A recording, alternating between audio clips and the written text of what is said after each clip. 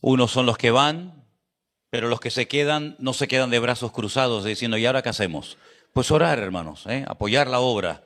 Y una de las mejores maneras de apoyar la obra de Dios y a los que sirven al Señor en la obra en primera línea, sin lugar a dudas, es orar por ellos. Que el Señor les renueve las fuerzas, les bendiga, les dé bendición, les dé sabiduría, discernimiento, para que la palabra de Dios siempre llegue a los corazones como tiene que llegar.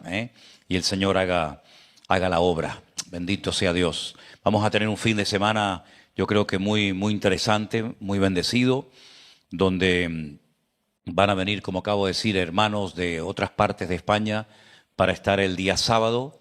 Algunos ya se van a quedar a dormir allí desde el día anterior para aprovechar el sábado y el domingo. Y yo le pido por favor que oren por estas actividades para que sean bendecidas y para que cuando regresemos en unos días todo haya quedado claro, todo haya quedado, digamos, bien especificado, para que así cada uno, ¿verdad?, sepa cuál es la función que le corresponde en el cuerpo de Cristo. La Biblia dice que somos un cuerpo, y si tú observas tu cuerpo, te vas a dar cuenta que hay una variedad inmensa de miembros, de cosas que uno ni ha visto nunca, ¿no? Pero sabemos que están ahí, y cuando una de ellas no funciona, pues lamentablemente hay una enfermedad, es necesario operar, intervenir, y por eso es importante que el cuerpo de Cristo, cada miembro, sepa cuál es su función, ¿verdad? Dónde Dios nos ha puesto, dónde Dios no nos ha puesto, para qué hemos sido capacitados, para qué no hemos sido capacitados, y eso no tiene que producir en nosotros frustración. Hay un muchacho en internet, yo lo veo de vez en cuando, yo no sé si es de Colombia, no estoy muy seguro, pero es un fuera de serie. Es como yo veía en Venezuela cuando era niño, lo que llamábamos el hombre orquesta. Es un tipo que toca todo, ¿sí? Él está tocando la guitarra, al mismo tiempo está cantando, pero tiene en un ladito unas armónicas, luego con el pie izquierdo le da el bombo, con el pie derecho le da no sé qué, y es el hombre orquesta. Es algo realmente increíble. Pero la cruda realidad es que no queremos, en el cuerpo de Cristo no existe el hombre orquesta. No debería de existir el hombre orquesta, sino que tenemos que repartir el juego, la carga, la responsabilidad, de tal manera que cada uno de nosotros sepa a lo que Dios le ha llamado.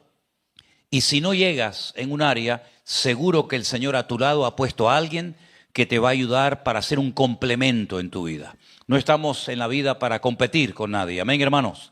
Estamos para complementarnos. Mira, no es el tema del mensaje, pero sí quiero dejar esto bien claro. Mire, José de joven había recibido unos sueños proféticos, ¿verdad?, a través de los cuales el Señor le hablaba y le indicaba lo que iba a hacer con su vida en un momento puntual de la vida. Pasaron años y aquellos sueños no se cumplían, parece que todo iba al revés, parece que todo salía mal. Sin embargo, él entendió que todo tiene su tiempo en la vida. Él era joven cuando recibió aquellos sueños, no estaba preparado ni espiritual ni físicamente para soportar aquellas presiones y aquellas cargas. El Señor tenía que prepararlo. Yo siempre digo que primeramente tenemos que ser preparados y tratados por el Señor para posteriormente servir al Señor de la forma que Él quiere y donde quiera. La Biblia nos enseña que los sueños eran verídicos, los sueños eran de Dios, pero ya digo, pasaban los años y todo seguía igual o peor. Hasta que algunos tuvieron unos sueños, luego el mismo faraón tuvo otro sueño, y entonces se dan cuenta cómo el Señor utilizó incluso a inconversos, incluso al mismísimo faraón de Egipto, para que los sueños de José se pudieran cumplir. Tenemos que orar para que Dios ponga en nuestro camino a la persona que nos va a complementar para poder cumplir con los objetivos que el Señor tiene para nuestras vidas. Llámese Faraón, llámese Ciro, llámese David, llámese Daniel, llámese como se llame. Que el Señor ponga en nuestro camino a las personas que vienen a sumar, a las personas que vienen a complementar la obra que el Señor ya ha comenzado a hacer. Y que aparte de nosotros, todo aquel que venga a restar. Amén, hermanos. Todo aquel que venga a hacernos perder el tiempo. Queremos gente comprometida, gente que tenga claras las ideas y gente que diga, Señor, heme aquí. envíame a mí, donde sea y como sea. ¿Cuántos dicen amén? Así que estaremos orando porque no solamente Pastor Joselo y su esposa entran ahora en una nueva etapa, ¿verdad? Sino que en cierto sentido el ministerio también entra en una nueva etapa. Porque lo que suceda allí nos va a afectar para bien o para mal a todos, ¿verdad? La bendición de unos es la bendición de otros, ¿verdad? También Alberto y Damaris, como dije el otro día, también ellos van a entrar en una nueva etapa. Pero en cierto sentido, toda la obra, todo el ministerio de Vida Nueva también va a entrar en una nueva etapa. Porque ellos van a estar allí. Nosotros vamos a estar orando por ellos. Fíjense la cantidad de necesidades y de peticiones de oración que se nos están presentando desde los primeros días del año, ¿verdad? Pero lo que pase allí va a bendecir la obra a donde son enviados, pero también va a bendecir la obra en este lugar. Y hay gente que van a orar, hay gente que van a apoyar económicamente, hay gente que va a estar allí en primera línea. Es decir, hermanos, el cuerpo tiene que funcionar cada uno en su sitio, sabiendo a lo que ha sido llamado y a lo que no ha sido llamado. Y si cada uno cumple con su función, la bendición de Dios está asegurada. ¿Cuántos dicen amén? Gloria a Dios. Vamos a orar un momentito. Cierra tus ojos y vamos a pedir que en esta tarde, esta palabra, este estudio que vamos a compartir, pues sirva para traer más fortaleza, no solamente conocimiento, sino más fortaleza espiritual a nuestras vidas, y que aún podamos tener las ideas más claras que cuando hoy comenzamos esta reunión. Padre Celestial, gracias por tu palabra. Qué bendición, qué regalo tan maravilloso tener tu palabra en nuestras manos, Señor. Bendito sea tu nombre porque tú nos has dado mucho más de lo que nos podíamos imaginar en cualquier momento de la vida. Háblanos a través de tu palabra, que disfrutemos de tu palabra y que a través de ella tú edifiques y ministres a nuestras vidas. En el nombre de Jesús te lo pedimos todo. Amén y amén. Quiero que pongamos un momentito en la pantalla los famosos 10 mandamientos.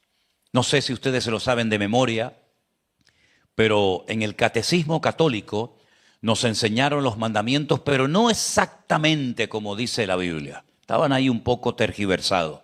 Habían quitado de allí, habían puesto de allá para que cuadraran, ¿no? Pero vamos a leer según Éxodo capítulo 20, los 10 mandamientos, que son por cierto muy interesantes, y son los siguientes. Y dice así la palabra de Dios, repito, Éxodo 20, versículo 1. Habló Dios todas estas palabras diciendo: Yo soy el Señor tu Dios que te saqué de la tierra de Egipto, de la casa de servidumbre. No tendrás dioses ajenos delante de mí. No te harás imagen ni ninguna semejanza de lo que está arriba en el cielo, ni abajo en la tierra, ni en las aguas debajo de la tierra.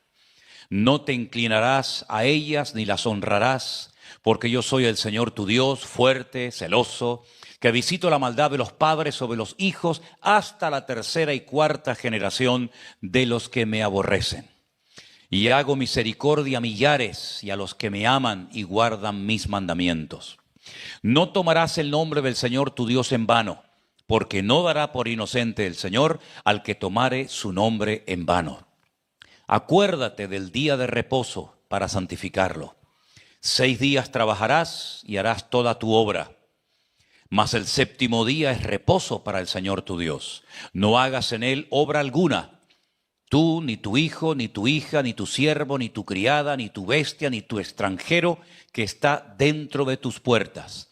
Porque en 6 días hizo el Señor los cielos y la tierra, el mar y todas las cosas que en ellos hay, y reposó el séptimo día. Por tanto, el Señor bendijo el séptimo día y lo santificó. Versículo 12. Honra a tu padre y a tu madre, para que tus días se alarguen en la tierra que el Señor tu Dios te da. No matarás, no cometerás adulterio, no hurtarás, no hablarás contra tu prójimo falso testimonio. No codiciarás la casa de tu prójimo, no codiciarás la mujer de tu prójimo, ni su siervo, ni su criada, ni su buey, ni su asno, ni cosa alguna de tu prójimo. ¿Están todos? Ahí está. Ok, perfecto. Estos son los famosos 10 mandamientos. Y algunos piensan que cuando Moisés subió a lo alto del monte Sinaí, esto fue lo único que el Señor le dio como mandamientos. Pues no es realmente así. Tengo que aclarar que no hay ni un solo versículo en el Antiguo Testamento, mucho menos en la ley de Moisés, que son los primeros 5 libros de la Biblia, que diga exactamente el número de mandamientos que hay. Se suele decir generalmente que son en total 613. Pero algunos dicen, pero hay mandamientos que están repetidos o explicados en otra parte. ¿Se cuenta entonces como otro mandamiento o como parte del mismo? Sea como sea, lo importante no es tanto el número, aunque repito, se suele generalmente enfatizar mucho y hay muchos elementos, frutas y otras cosas que le recuerdan a los hijos de Israel los 613 mandamientos de la Biblia. Ahora, esos mandamientos que están en los primeros 5 libros de la Biblia, por cierto, ¿cómo llamamos nosotros los creyentes a los primeros 5 libros de la Biblia? El Pentateuco, ¿verdad? En hebreo se llama Humash, que viene del número Hamesh, que es el número 5. También se conoce como la ley o como la Torá, la instrucción que Dios le dio al pueblo de Israel en las faldas del monte Sinaí para primeramente proteger y guiar al pueblo. El pueblo había salido de un país politeísta, habían salido de la esclavitud.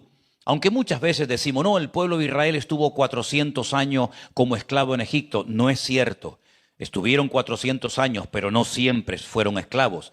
Tuvieron más de 200 y pico de años viviendo muy cómodamente en Egipto. Fue la última etapa, la que podríamos decir que los esclavizó el faraón.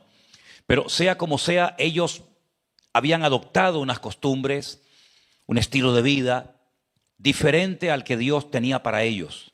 Entonces, en esos 613 mandamientos, Dios lo que quiere es proteger al pueblo, cambiar la mentalidad de ellos para que cuando entren a la tierra prometida o a la tierra de Canaán, que por cierto no estaba vacía, sino habitada por 7 naciones, y muchas de ellas las conocen, los jebuseos, los fereceos, etcétera, etcétera. Ellos estaban llenos de costumbres paganas, llenos de idolatría, llenos de imágenes.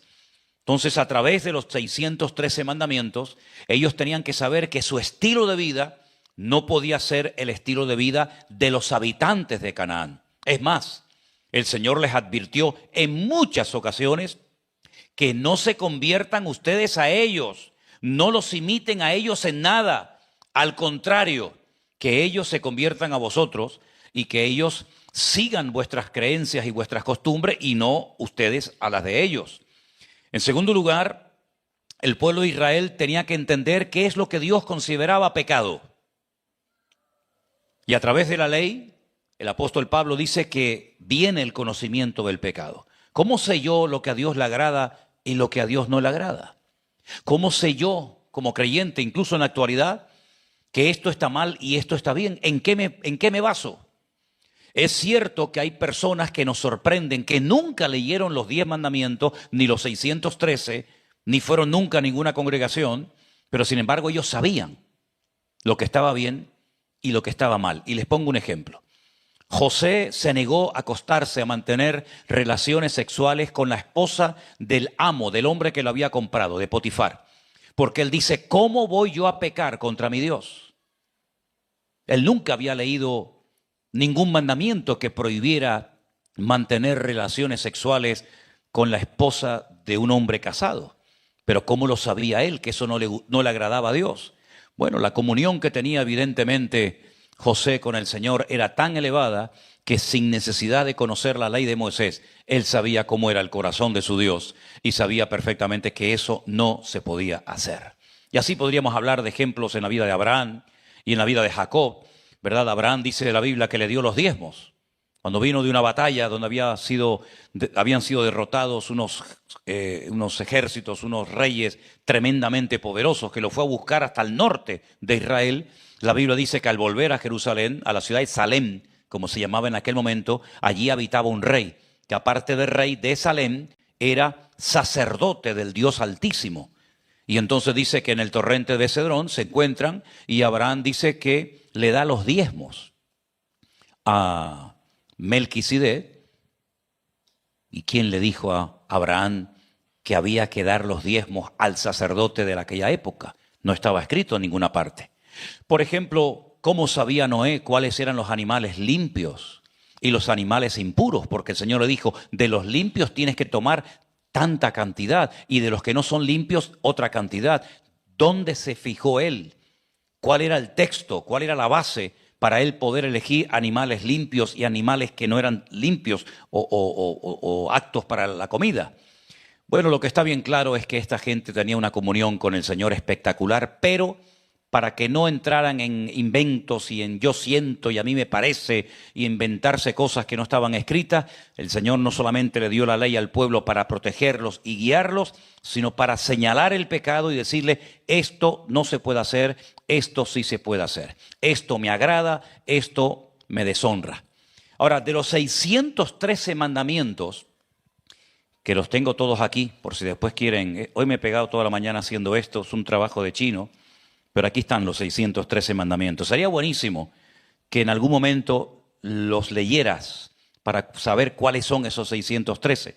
Aquí los he clasificado por nombre, por importancia, por libro, tantos mandamientos en Génesis, tantos mandamientos en Éxodo. Aquí están los 613. Después le podemos echar un vistazo si eso.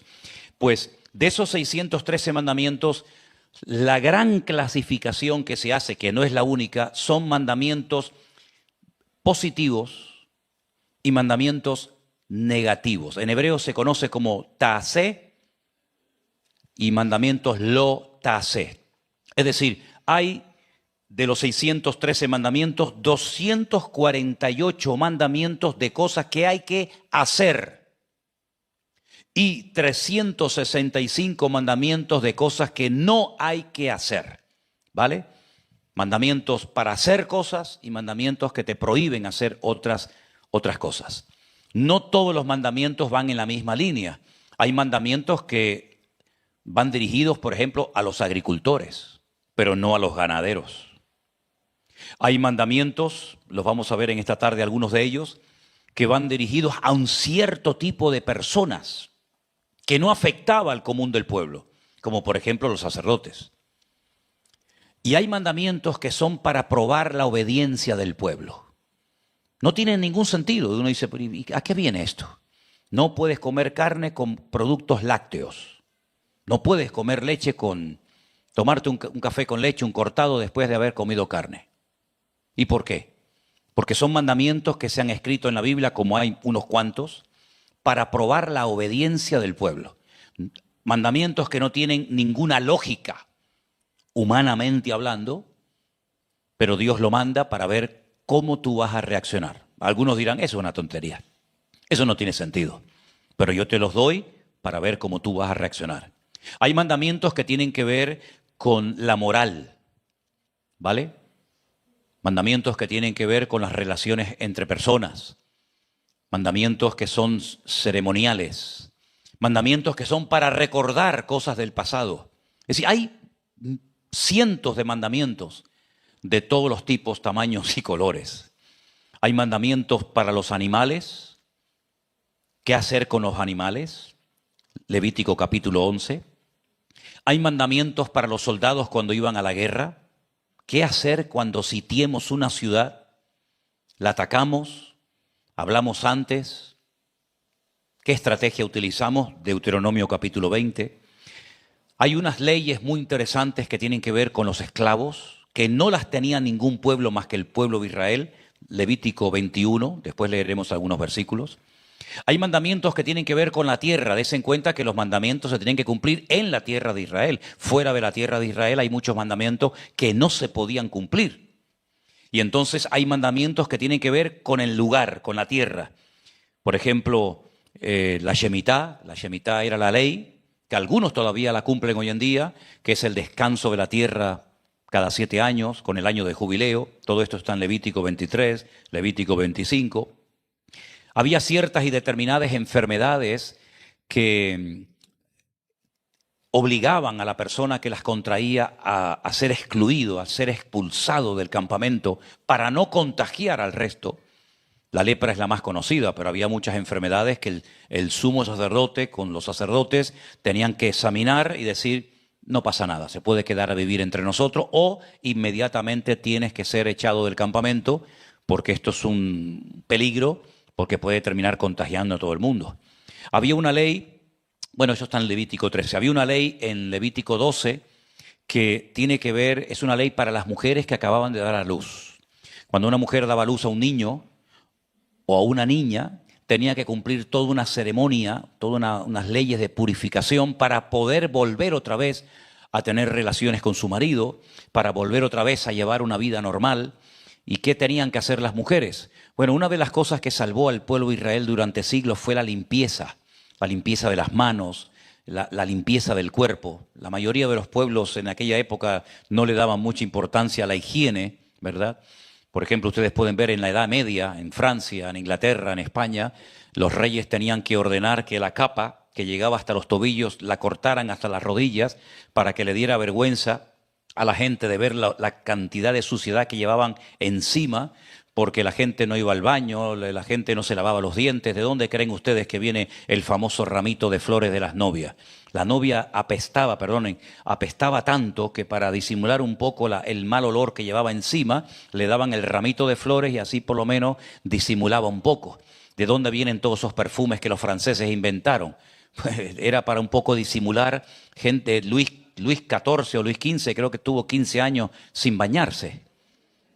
En los palacios de los reyes de Francia, de España, de Inglaterra y otros no existían baños, las ratas estaban por todos los lados. De ahí vinieron muchas plagas que mataron a millones de personas en Europa en aquella época, ¿no? Hay una ley muy interesante, cómo superar el tema de los celos. Qué ley más rara, ¿no? Un marido que tiene celos de la mujer, que sospecha de la mujer.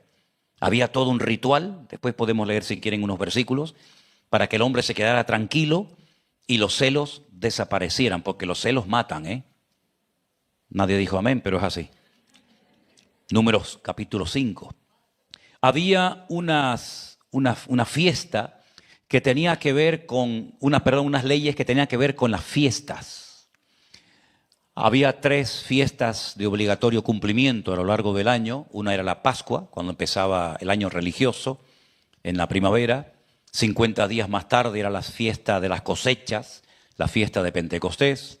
Y finalmente la fiesta de obligatorio cumplimiento era la fiesta de los tabernáculos, que se celebraba generalmente por el mes de octubre. Luego hay otras fiestas que los rabinos han incluido en su calendario religioso, como por ejemplo leer el pergamino de Esther en la época de Purim, la fiesta famosa de Hanukkah, que acaban de terminarla hace poquito, y otras fiestas. Vamos a comenzar a leer en Levítico capítulo 19 una serie de leyes muy interesantes. Y mientras van buscando este capítulo, permítame decirles que el famoso rabino Saulo de Tarso dijo que nadie puede cumplir la ley de Dios. Ni podían en el pasado, ni pueden en el presente. Y la pregunta es ¿por qué? Primero, porque la ley de Dios es perfecta y nadie es perfecto. Así de claro.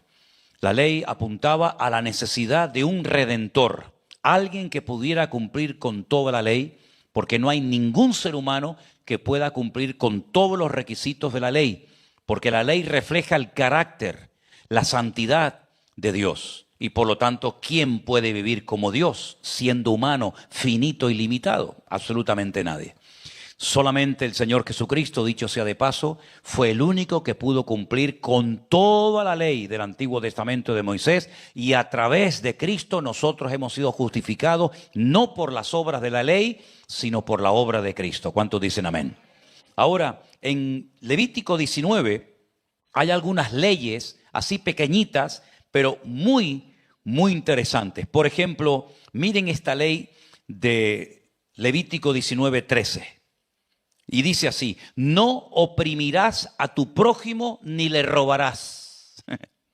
No retendrás el salario del jornalero en tu casa hasta la mañana.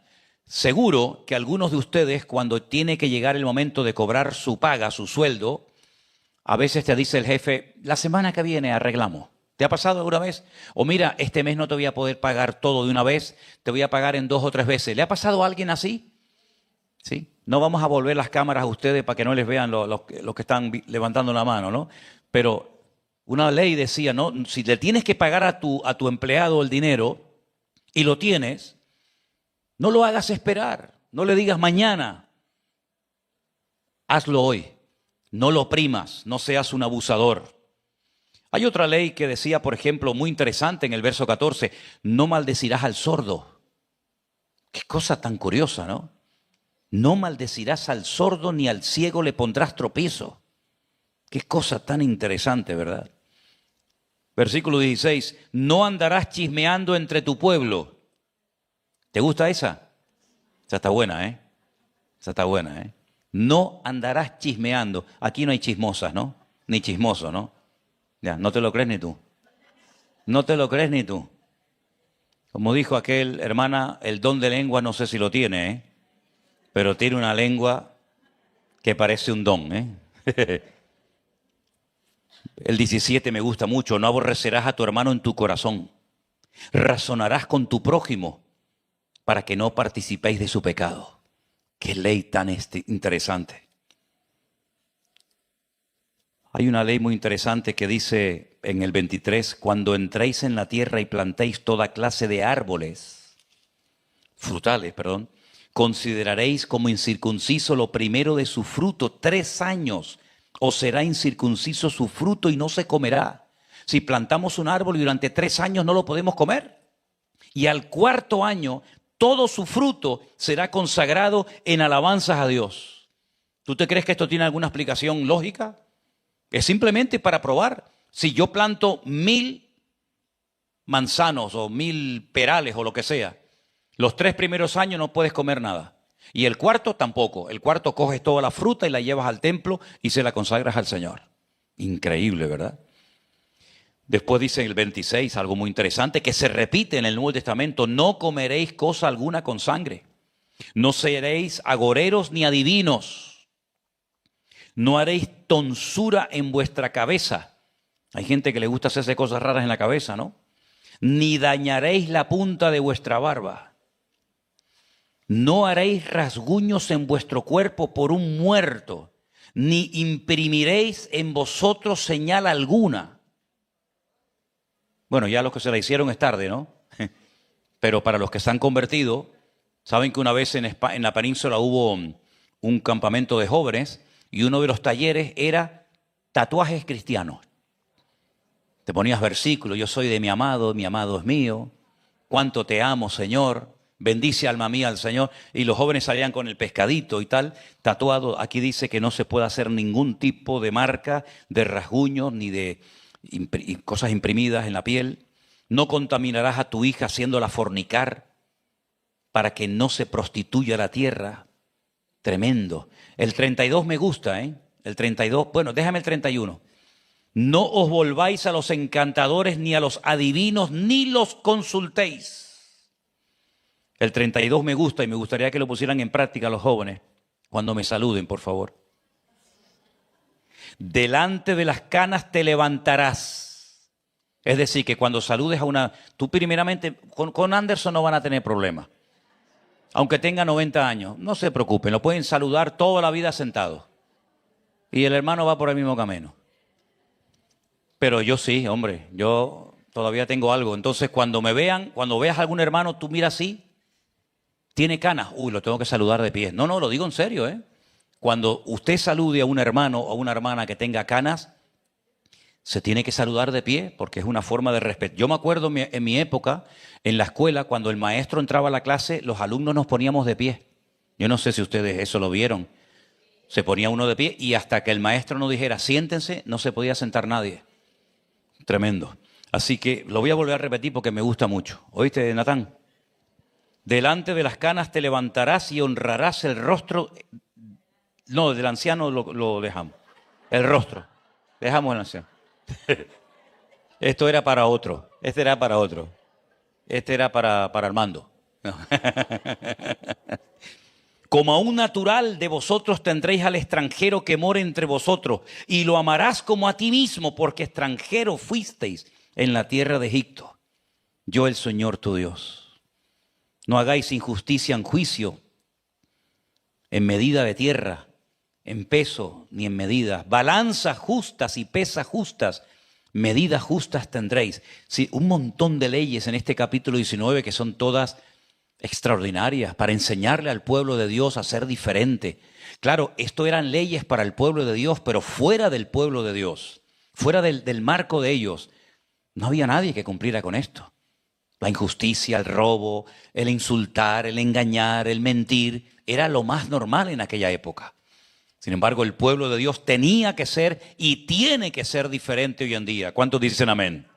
Vamos a leer lo que dice la Biblia en Levítico 25:8, referente a la tierra, que este versículo es muy interesante. Tiene que ver con algo que se llama el año de jubileo. Levítico 25:8. Contarás 7 semanas de años, 7 veces 7 años. De modo que los días de las 7 semanas de años vendrán a hacerte 49 años. Y en el 50 venía el jubileo. Y ahí pueden ver ustedes todo lo que tenía que hacerse en la época del año de jubileo. Las deudas tenían que ser perdonadas. De ahí viene el famoso Padre Nuestro y perdona nuestras deudas. Así como nosotros también perdonamos a nuestros deudores. Ustedes imagínense que el Fondo Monetario Internacional y que las naciones ricas cada 50 años le perdonaran a las naciones que han pedido préstamos todas las deudas. ¿Qué significa esto? Que los ricos no serían cada vez más ricos, los pobres cada vez más pobres, y cada 50 años todo el mundo empieza de cero. Empezamos de cero. Las deudas tenían que ser perdonadas, las tierras tenían que ser devueltas a sus dueños originales, los esclavos tenían que ser puestos en libertad, etcétera, etcétera. Una ley realmente maravillosa. Y dice que si la pusieran en práctica, Dios bendeciría la tierra con paz y con prosperidad.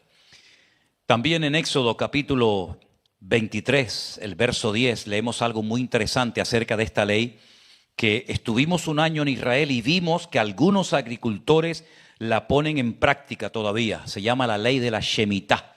Ahí dice, 6 años sembrarás tu tierra y recogerás su cosecha, más el 7º año la dejarás libre para que coman los pobres de tu pueblo, y de lo que quedare comerán las bestias del campo. Así harás con tu viña y con tu olivar. Qué interesante que cada 7 años los agricultores no podían sembrar nada. Entonces la pregunta es, ¿y de qué vivimos? Porque si no siembro el 7º año no tengo cosecha. El Señor les dijo, si ustedes cumplen con esta ley del descanso, del reposo de la tierra, la cosecha del 6º año será tan tremenda, tan abundante, que podrán vivir el sexto, el 7º y hasta parte del 8º. Pero ¿saben qué? Cuando el pueblo de Israel entra a la tierra prometida con Josué, no cumplieron con esta ley. Con otras sí, pero con esta no. Estuvieron 490 años viviendo en la tierra prometida. Y si no cumplieron cada 70 años el reposo de la tierra, ¿cuánto le debían al Señor? Pues, hermanos queridos, 70 por 7, ¿cuánto es? 490. Esos son los 70 años de cautiverio que tuvieron que estar fuera de la tierra, descansando la tierra en Babilonia, hasta que pudieran volver a su país. Es decir, hay cosas que uno no quiere cumplir, que aparentemente no pasa nada. Esa es la falsa sensación de seguridad que siente el pecador cuando peca. Y déjenme que les ponga un ejemplo. No es nuevo, ya lo dije una vez. El Señor le dijo a Adán y Eva que el día que pecaran, el día que desobedecieran, se convertirían en pecadores, y en personas mortales. El día que pecares pereceréis. Sin embargo, ellos pecaron, los dos el mismo día. Adán pecó el mismo día que Eva. No hubo una distancia de un año o de una temporada. No, el mismo día pecó el marido y la mujer. Y ninguno de los dos se murió. Puede ser, aunque la Biblia no lo diga, que en un momento determinado Eva o Adán, yo pienso más a Eva que a Adán, porque la mujer piensa más que el hombre es más así, ¿no? La mujer habrá dicho, oye, pues comimos y no morimos. Capaz que el Señor nos engañó. Ellos no entendían el concepto muerte, porque nunca habían visto a una persona morir. Pero lo entendieron cuando vieron a su hijo Abel en un charco de sangre inmóvil que no se movía, Y seguramente habrán dicho los dos, ¿y por qué nuestro hijo no se levanta? ¿Qué le pasa? Su hermano lo había matado. Y ahí entendieron lo que es la muerte física. Pero no solamente de muerte se muere. La Biblia nos habla de dos tipos de muerte. Una muerte que es la física, que es cuando el alma sale del cuerpo y automáticamente mueres. Y una muerte espiritual, que es cuando el espíritu se desconecta de la fuente de la vida, que es Dios, y mueres instantáneamente, espiritualmente hablando. Una es instantánea, la otra digamos que es progresiva.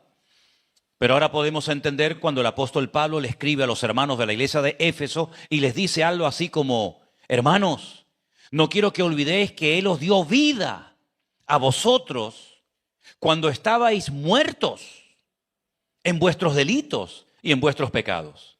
Es decir, que un pecador, una persona que no ha nacido de nuevo, espiritualmente hablando, ¿cómo está, hermano? Está muerto. Sí, pero come, respira, viaja, compra, vende, se va de vacaciones, entra, sale. Sí, físicamente está vivo, pero espiritualmente hablando está muerto. Claro, la muerte física es mucho más evidente, ¿verdad? El llanto, el luto, la caja, las flores, etcétera. Lo otro como que parece que no pasa nada. Entonces la gente peca y parece que no ocurre nada. Así le pasó a los agricultores durante 490 años. No hemos descansado la tierra, no hemos practicado la ley del reposo de la tierra. ¿Y qué ha pasado? Nada.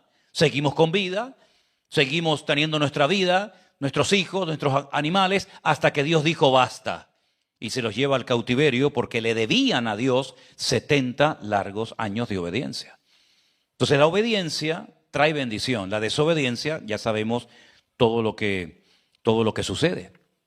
Ahora vamos a leer también en esta noche en Levítico capítulo 21, algo tan interesante que en aquellos tiempos era algo totalmente desconocido para las naciones de la tierra, y era darle la posibilidad a los esclavos de poder recuperar su libertad. Mientras buscan Levítico 21, permítame decirles que el Señor Jesucristo un día entró a una sinagoga y se le dijo, ¿puedes leer una porción? Y él dice que leyó una porción, una parte, no toda, una parte, una porción del libro del profeta Isaías. Y él dijo, yo he venido para dar libertad a los cautivos, para pregonar el año agradable del Señor, para sacar a los presos de la cárcel, para dar libertad a los cautivos y vendar a los quebrantados de corazón. Y hoy se ha cumplido delante de vuestras narices esta escritura. Probablemente el Señor Jesucristo en su época, aunque ya prácticamente nadie lo celebraba, Él vivió durante un tiempo en el año de jubileo. Pero ya nadie cumplía con las expectativas y con lo que se pedía en aquel tiempo. Y por eso en la época de Jesús y posterior a la de Jesús seguían habiendo muchos esclavos. Y era una tragedia ser un esclavo, sobre todo si tu amo no era judío. Porque si era judío y era, digamos, practicante o creyente, había una remota posibilidad de que se acordara de esta ley. Pero si tu amo era un romano, si tu amo era un griego, si tu amo era un egipcio o de cualquier otra nacionalidad, estabas condenado a vivir y morir como un esclavo.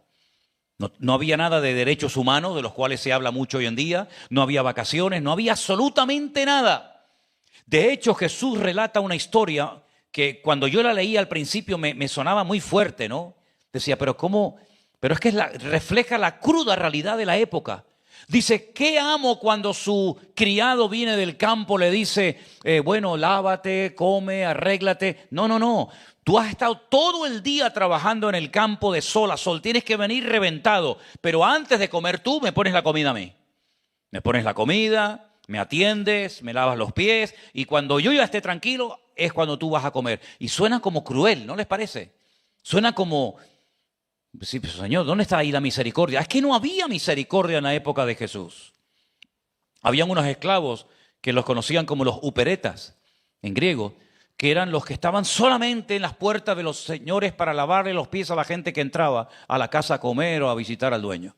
Esto es qué trabajo más humillante, ¿no? Todo el día lavando pies, todo el día lavando los pies a la gente, ¿no? Pero dice en Levítico 21, estas son las leyes que pondrás. Si comprares un siervo hebreo, 6 años servirá, mas el 7º saldrá libre de balde. Bueno, me imagino que cuando uno era esclavo y tu amo era un judío, un hebreo, pues estabas deseando que llegara el 7º año para que te diera la libertad. Pero había matices, había algunas cosas a tener en cuenta. Si entró solo, solo saldrá. Si tenía mujer, saldrá él y su mujer con él. Si su amo le hubiere dado mujer y ella le diere hijos o hijas, la mujer y sus hijos serán de su amo y él saldrá solo. Es duro, ¿eh? Si el siervo dijere, yo amo a mi señor y a mi mujer y a mis hijos, no saldré libre. Entonces su amo lo llevará ante los jueces, le hará estar junto a la puerta o al poste y su amo le horadará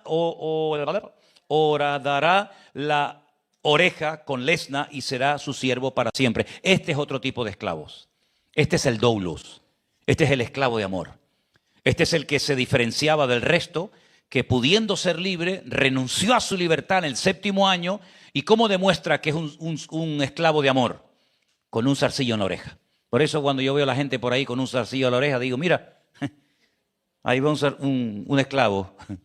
No sé si de amor o de qué, pero era la forma de demostrar que amaba tanto a su amo que renuncio a mi libertad y me quedo el resto de mi vida, no hasta el próximo año de jubileo o dentro. No, ya no hay posibilidad de rescate. A partir de ahora quedas para siempre en la casa de tu amo. Cuando alguno vendiere su hija por sierva, no saldrá ella como suelen salir los siervos. Si no agradare a su señor, por lo cual no la tomó por esposa, se le permitirá que se rescate y no la podrá vender a pueblo extraño cuando la desechare. Es decir, había tantas leyes.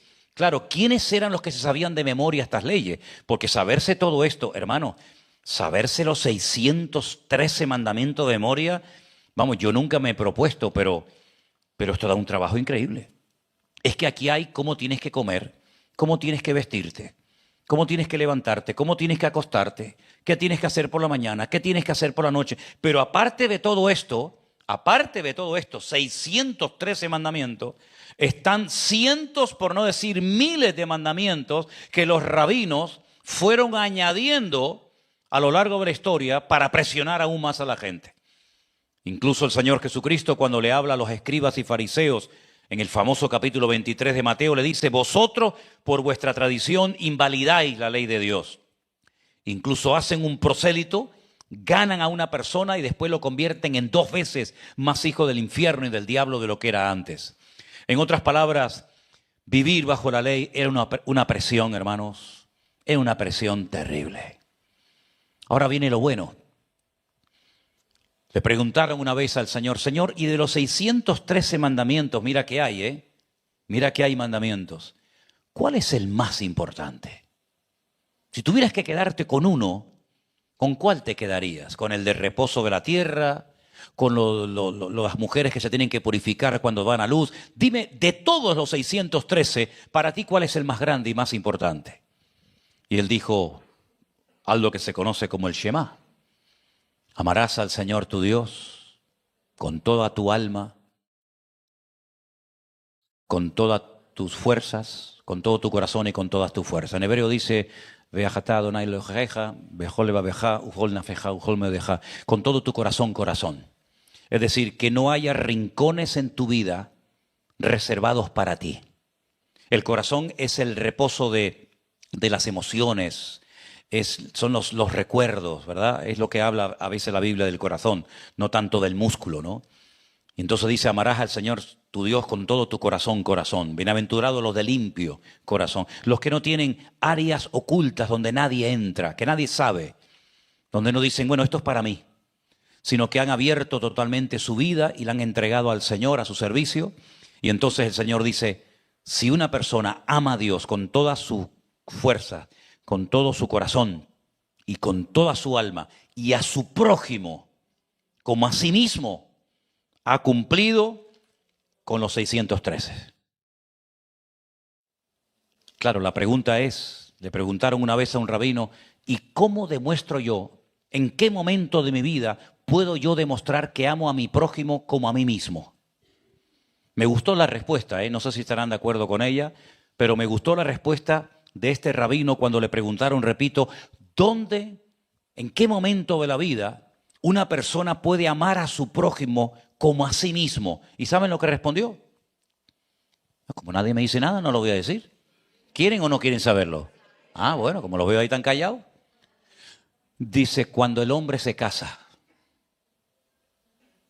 Cuando el hombre se casa, o la mujer se casa con un hombre, es el terreno idóneo para amar a ese hombre o para amar a esa mujer como te amas a ti mismo.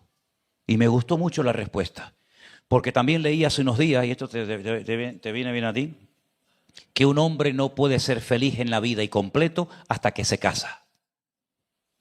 Yo lo leí el otro día. Por eso los casados somos los más felices del mundo, ¿sí o no? Oye, la predicación hoy está siendo cuesta arriba, ¿eh? Pero bueno, yo sigo adelante, no se preocupe. No se preocupe. Prediqué durante meses a sillas vacías, así que no se preocupe, no se preocupe. Pero saben, queridos hermanos, amar a Dios por encima de todas las cosas es el cumplimiento de la ley y al prójimo como a nosotros mismos. Eso es lo más importante. Fíjense qué importante es que de los 613 mandamientos yo no encuentro en ninguna parte, si alguien lo encontró me lo dice por favor, estos mandamientos o concretamente del reposo de la tierra o de los esclavos o de lo que sea, esto se lo tienes que enseñar a tu hijo cuando salgas, cuando entres, cuando te levantes, cuando te acuestes, cuando entres por un lado. Sin embargo, la Biblia dice que hay una obligación por parte de los padres de enseñarle a nuestros hijos cuando entres, cuando salgas, cuando te levantes, cuando te acuestes, cuando vayas a cualquier lado, hay que enseñarle a los hijos, amarás al Señor tu Dios con toda tu alma, con toda tu mente y con todas tus fuerzas. Y al prójimo como a ti mismo. Algunos no tenían claro lo que era el prójimo. De hecho, hasta el día de hoy, cuando le preguntas a muchos rabinos, a muchos judíos ortodoxos, ¿y quién es mi prójimo? Te dicen mi hermano judío. El que no es judío no es su prójimo. La famosa parábola, la historia del buen samaritano, fue un golpe duro a los religiosos de la época, cuando el único que se detuvo, dejando a un lado sus obligaciones religiosas para atender a aquel pobrecito que había quedado herido y maltratado, era un samaritano. Y la Biblia dice que lo montó en su cabalgadura, luego él fue caminando, lo monta en su cabalgadura, lo lleva al mesón, le dice al del mesón, cuídamele. No dice cuídalo, sino cuídamele como si fuera yo mismo y cuando venga te pago si ha gastado de más. Entonces, toda la ley, si alguien quiere vivir conforme a la ley, no puede. Porque en este momento hay cientos, y no exagero, cientos de mandamientos de la ley que no se pueden cumplir. ¿Por qué? Porque giraban en torno a la vida del templo de Jerusalén. Los sacrificios, los rituales, los animales, etcétera, etcétera.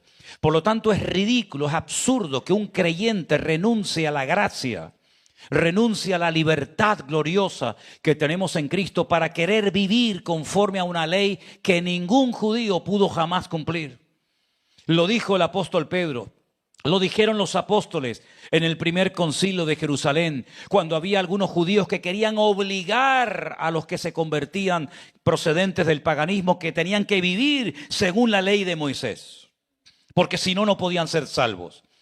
Y allí los apóstoles dijeron, ¿cómo vamos a ponerle una carga a los recién convertidos? ¿Cómo les vamos a obligar? ¿Cómo vamos a presionar a esta gente recién convertida al evangelio? Para que vivan una vida que nosotros ni nuestros padres pudimos vivir. Porque déjame que te diga algo, si tú cumplías de los 613, 612 y quebrantabas uno solo, te consideraban como que hubieras dejado de cumplir toda la ley. La ley es perfecta, nosotros somos imperfectos. La ley daba unas exigencias al ser humano, que el ser humano honesto tenía que reconocer que no podía cumplirla. Nunca me olvidaré cuando alguien me dijo, y entonces, si Dios sabía que el pueblo no iba a poder cumplir la ley, ¿para qué la dio? Digo, esa es la pregunta que yo quería que me hicieras. Para que reconocieras que necesitas ayuda. Y la ayuda y el Salvador que tú necesitas se llama Cristo Jesús.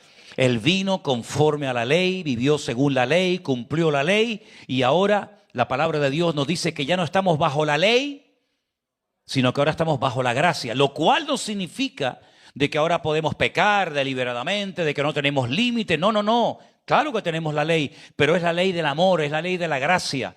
Pero querer vivir según la ley de Moisés, inténtalo si quieres.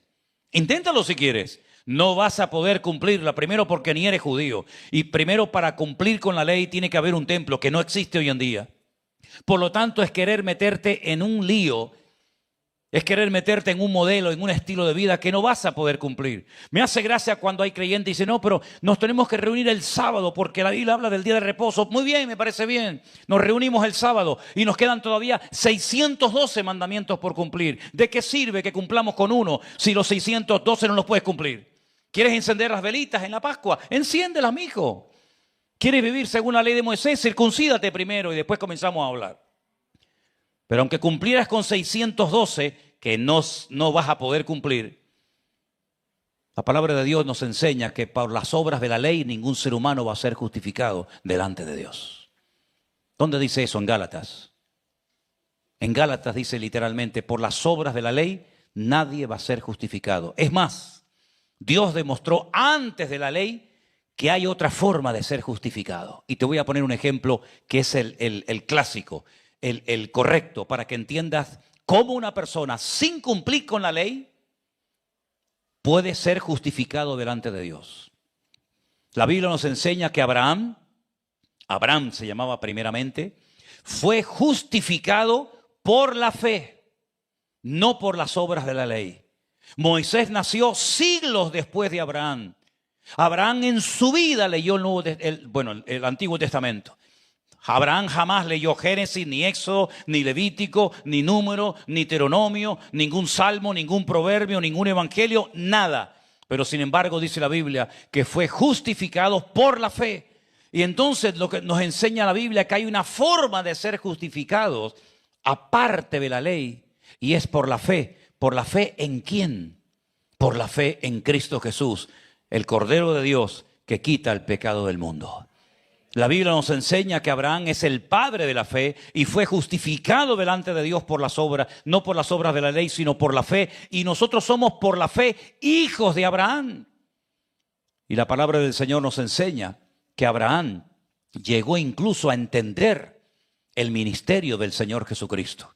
El mismo Señor Jesucristo, cuando estaba un día siendo confrontado por los líderes religiosos de la época, le dijeron, pero tus discípulos no hacen esto y no hacen lo otro y no se lavan y esto y no sé cuál. Y había un lío ahí tremendo y entonces ellos dicen, es que nosotros somos hijos de Abraham. Y Jesús les dice, ¿ustedes son hijos de Abraham? Si ustedes realmente fueran hijos de Abraham, ustedes tendrían que creer en mí. Porque Abraham vio mis días. Y le dijeron, ¿cómo que Abraham vio tus días? Si tú no tienes ni 40 años. Y Abraham vivió hace siglos. Dices que yo soy antes de Abraham. Y ya los volvió locos. Yo soy antes de Abraham. Ustedes no son hijos de Abraham. Ustedes son hijos de vuestro padre, el diablo. ¿Sabe lo que es hablarle a un judío en estos términos, hermano? ¿Sabe lo que decirle a un judío en la cara? Tú no eres hijo de Abraham, sino del diablo. No te puedes ni imaginar la reacción que puede tener en ese momento una persona que oiga estas palabras. Así era lo que le dijo el Señor Jesucristo. Claro que Abraham vio al Señor Jesucristo y habló con él. Y si no, aquella visita de aquellos 3 que fueron a su casa. Y Abraham salió corriendo y se postra y le dice, Adoní, Adoní. ¿A quién se le llama Adonai?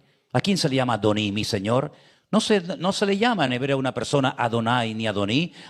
En español tenemos Señor con mayúscula y Señor con minúscula. Cuando nos referimos al Señor Dios Todopoderoso, nosotros en nuestro idioma ponemos la palabra Señor en mayúscula. Pero en hebreo no existen ni mayúsculas ni minúsculas. Entonces, ¿cómo se diferencia cuando le digo Señor o le digo Señor? Por la palabra, hay un término para explicar si le quiero decir a un Señor, Señor, o le quiero llamar a mi Señor, Señor. Y es la palabra Adonai. La palabra Adonai es la palabra que se emplea única y exclusivamente para dirigirse al Señor Dios Todopoderoso. Y si quieres que ese Señor sea tu Señor, le llamas Adoní y le metes la I al final, Adoní. Y eso fue lo que dijo Abraham cuando vio a aquellos tres, que se postró ante ellos y le dijo, Adoní. Y se postra ante ellos y dos se van y el otro se queda. Y ahí vas a darte cuenta cómo el Señor le reveló a Abraham lo que iba a pasar en el futuro, lo que iba a pasar con Sodoma y Gomorra, etcétera, etcétera, etcétera. Es interesante notar que en el libro de Hebreos, no en el Antiguo Testamento, sino que en el libro de Hebreos dice que Abraham salió sin saber a dónde iba. Ustedes cuando esta tarde se arreglaron para venir aquí, sabían a dónde venían, ¿sí o no? Se arreglaron, buscaron un aparcamiento, dieron vueltas hasta que llegaron a este lugar. Pero Abraham salió de su casa y si alguien le preguntaba, ¿a dónde vas? Él dice, no sé. ¿Cómo que no sabes?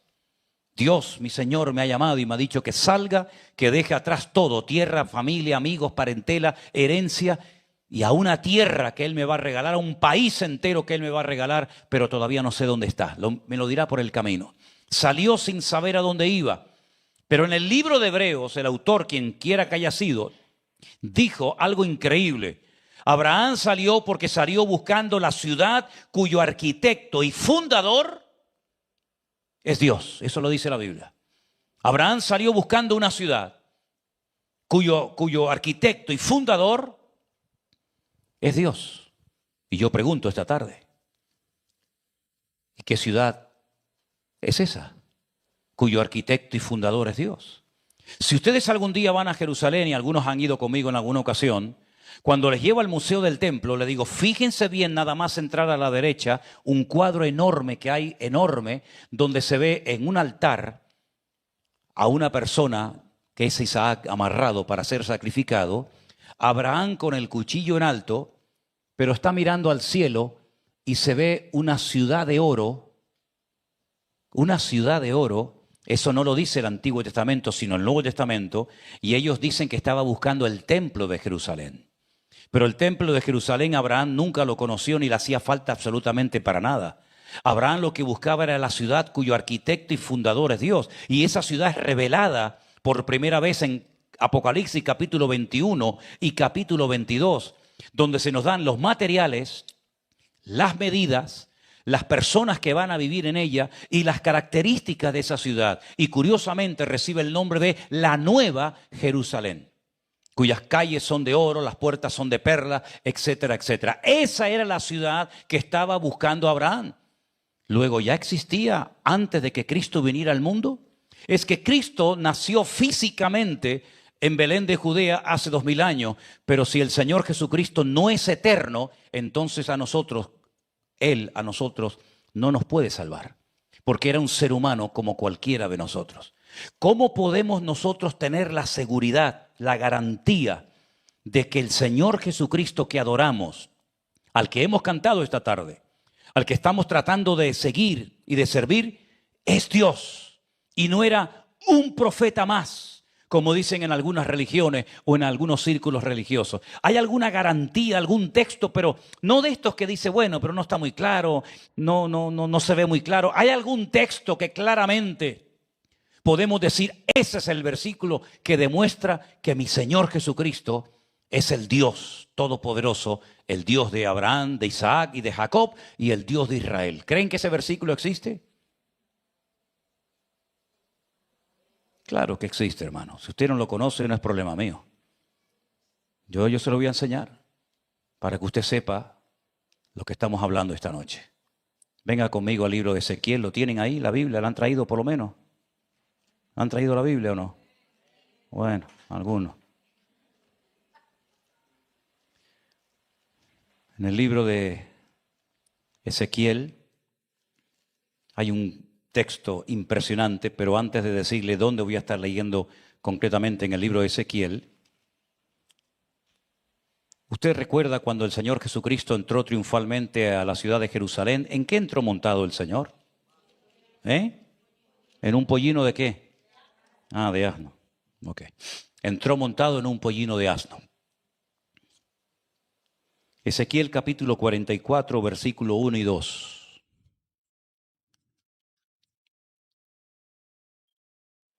Si pudieras buscar arriba en internet la puerta dorada de Jerusalén y pusieras esa imagen cuando lea el versículo, te lo agradecería. Puerta dorada de Jerusalén. Dice Ezequiel 44, verso 1 y 2. me hizo volver hacia la puerta exterior del santuario. Dios está hablando con el profeta Ezequiel cuando está en el cautiverio en Babilonia. Le muestra una visión esto. Me hizo volver a la puerta exterior del santuario, la cual mira hacia el oriente. ¿El oriente cuál es? Es el este. Oriente y occidente. Y esa puerta estaba cerrada. Pero un momento. Ezequiel está en Babilonia y las murallas ya han sido destruidas. Jerusalén ya no existe. El templo ha sido saqueado. Ya no hay murallas, ya no hay puertas, ya no hay nada. Pero sin embargo, en visión, el Señor le dice a Ezequiel, Ezequiel, mira esto. Y le muestra la puerta exterior del santuario, la que mira hacia el oriente y dice, estaba cerrada. Esa es la puerta del oriente. Déjala, no la quites, déjala ahí. Y me dijo Jehová, esta puerta estará cerrada. ¿Cómo está esa puerta ahí, hermano? Totalmente cerrada. Esa es la puerta del oriente. Mire, si yo estuviera ahora mismo en el Monte de los Olivos y miro al frente, esa es la puerta que yo veo.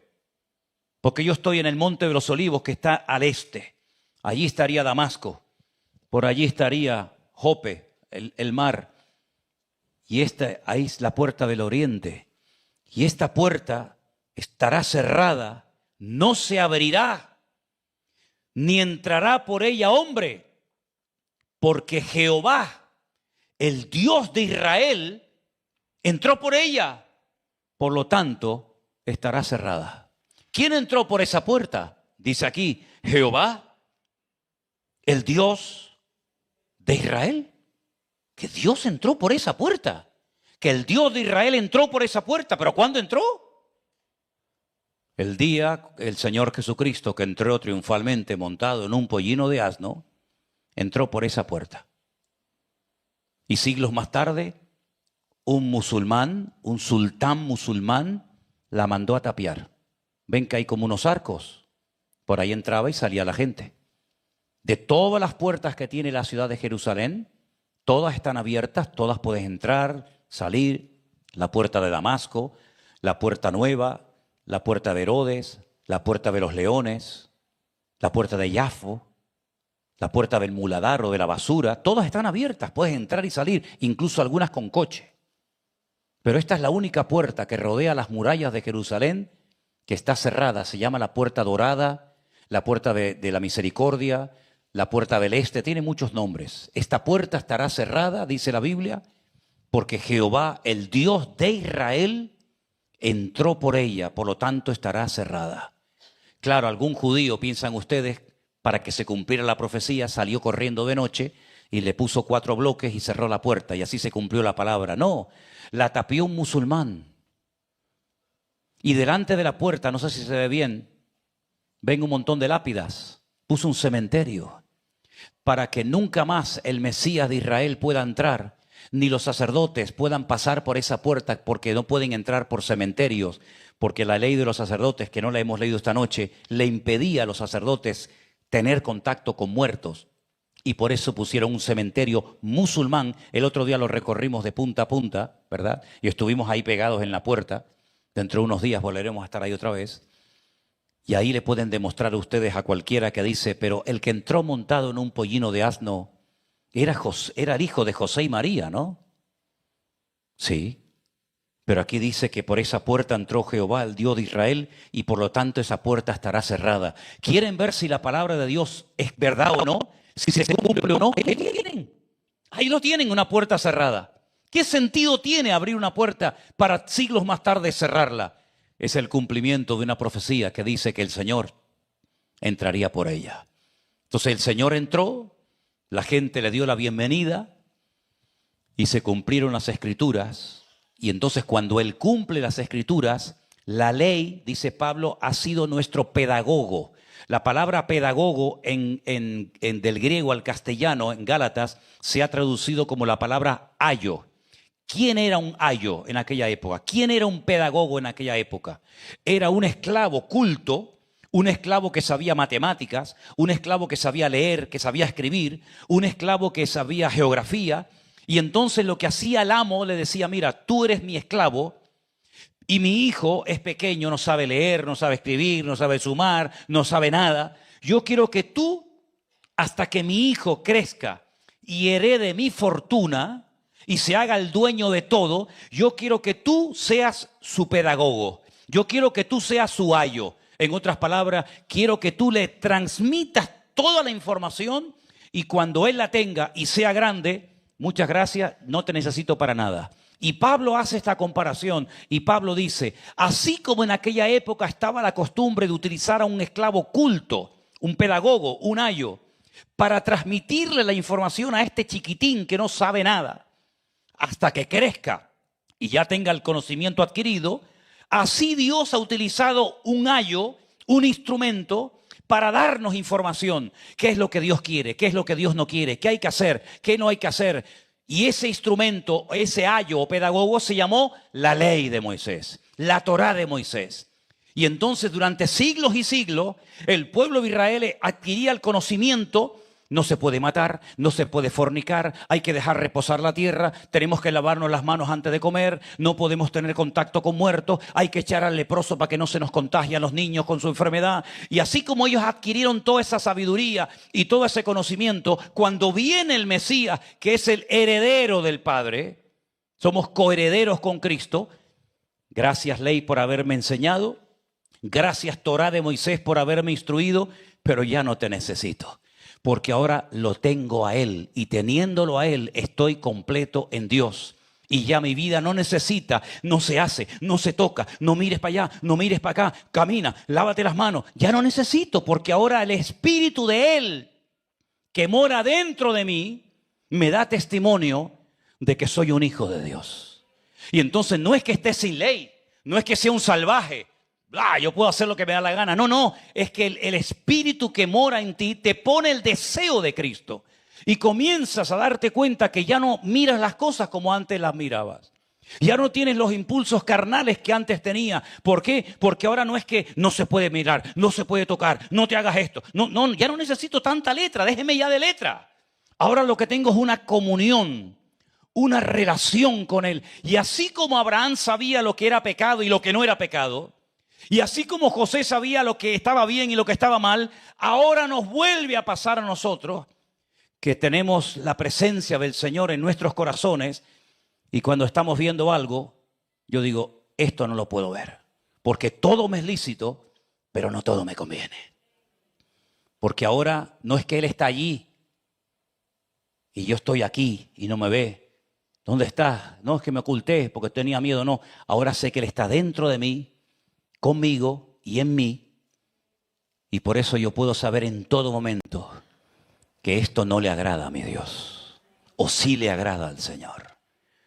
Porque los verdaderos hijos de Dios no son los que son guiados por papeles, por tinta y por leyes escritas en piedra, sino escritas en corazones de carne.